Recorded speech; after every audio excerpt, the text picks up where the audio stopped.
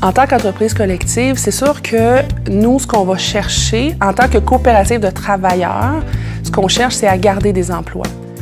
Donc, la rentabilité, oui, mais la rentabilité dans un but de pouvoir conserver les emplois. Le travailleur est au cœur de nos décisions, donc la qualité des emplois, la durabilité des emplois, on s'arrange pour que tout le monde soit le mieux possible chez eux, en fait, parce que ça demeure que c'est ton travail, mais c'est chez toi parce que c'est ton entreprise. Nous, on a pris la décision à l'ouverture en 2005 d'adhérer à une convention de partage de pourboire. Ça, c'est pas régulier dans le milieu de la restauration. Ça veut dire que les serveurs, les cuisiniers, en fait, le plongeur, tout le monde qui travaille pendant une soirée, à la fin de la soirée, on sépare les pourboires en fonction des heures travaillées. Ce que ça fait, au niveau des serveurs, c'est sûr qu'ils sont un peu moins payés que s'ils allaient travailler au centre-ville dans une boîte où ils ont tous leurs pourboires, mais ça fait des esprits d'équipe beaucoup plus intéressantes. Ça fait qu'on attire des gens qui viennent travailler chez nous qui ne sont pas là que pour l'argent, donc ils sont là pour le projet, pour les valeurs, et ça fait des emplois de cuisine qui sont beaucoup mieux payés que la majorité de l'industrie.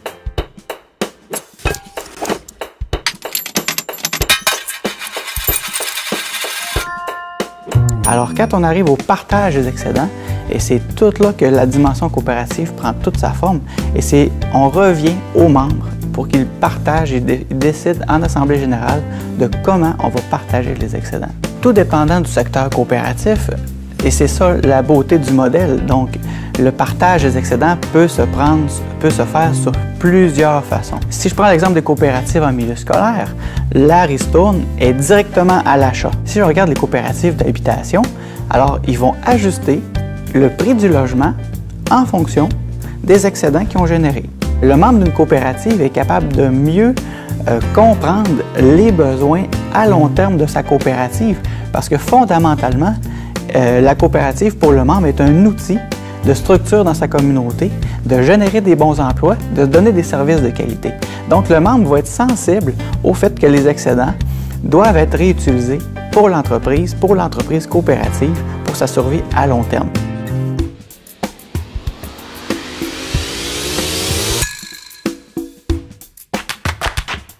Pour nous, à la Maison Verte, nous trouvons que c'est très important d'être impliqué dans notre communauté parce que les membres, c'est notre source de vie et on veut vraiment les impliquer. On veut vraiment avoir un petit peu plus que des clients, on veut avoir des partenaires. Ce ne sont pas simplement des gens de notre quartier qui achètent de temps en temps. On veut qu'ils soient impliqués dans la vie de la coop, qu'ils participent à nos événements parce que nos événements sont bâtis sur leurs intérêts, sur leurs demandes. Étant un coop de solidarité, nous avons les membres travailleurs, les membres usagers et les membres de soutien. Nos membres de soutien sont principalement des individus dans notre communauté. C'est comme ça qu'on a bâti le coop.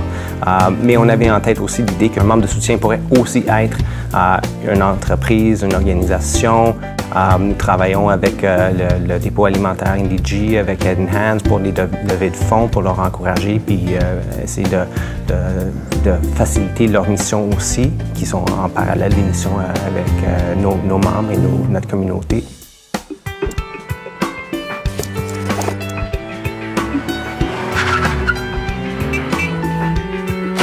Ça fait partie du fondement de l'ADN de la coopérative, de travailler en réseau, parce que fondamentalement, c'est recréer au niveau des entreprises ce que les membres, ce que les individus ont décidé de faire ensemble en créant leur coopérative. Qu'on parle d'entraide, qu'on parle de solidarité entre les coopératives, qu'on parle de responsabilité individuelle, collective.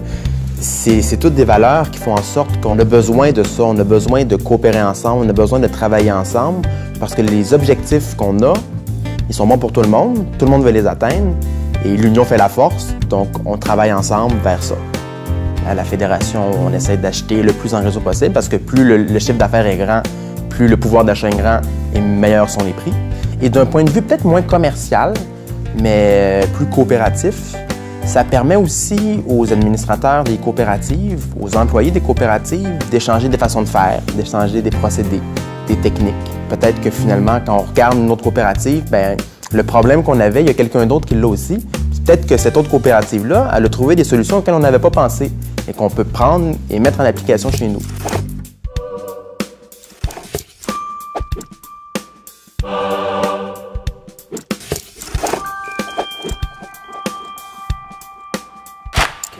les coopératives, la formation, c'est très important dans le sens que les entreprises vont investir souvent minimalement selon la réglementation, la loi, alors que les coopérateurs, eux, vont investir beaucoup dans la formation, que ce soit autant pour leurs membres que pour leurs employés, que pour les administrateurs. J'ai profité de tout ce qui passait, j'ai pas eu peur de m'entourer, j'ai pas eu peur de faire des formations. Donc, ça m'a permis de m'épanouir, puis je suis rendue à un point tel que je m'imaginais pas que c'était accessible. Puis ça m'a donné goût par le fait même de retourner à l'école. Je suis en train de faire une certification en gouvernance de société. Donc, c'est une école qui est incroyable. Puis si je suis rendue aujourd'hui, où est-ce que je suis? Bien, c'est grâce au réseau. Puis ça, bien, je suis vraiment fière de ça. Puis je veux en faire la promotion pour démontrer aux jeunes qu'on a notre place. Il s'agit de se faire confiance, de ne pas avoir peur, puis de dire, ben oui, je suis capable de siéger sur des conseils d'administration, puis d'y aller petit pas par petit pas, puis ça nous permet d'accéder à des postes qui sont super intéressants.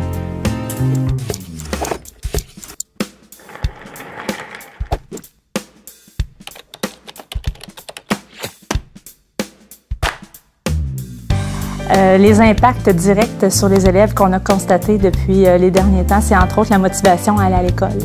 Le sentiment d'appartenance aussi qui compte beaucoup pour les jeunes, la connaissance de leur milieu.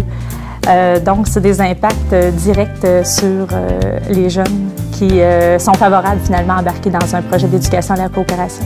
Je crois fermement que de vivre la coopération chez les jeunes, ça les outille davantage à leur devoir de citoyen. Donc, les mots coop, démocratie, conseil d'administration, prise de parole, entrepreneuriat collectif ont finalement du sens pour eux. En s'impliquant dans un projet tel qu'un projet d'éducation à la coopération, ils prennent rapidement conscience qu'en travaillant ensemble, que d'unir leurs forces, c'est inévitablement un gage de réussite.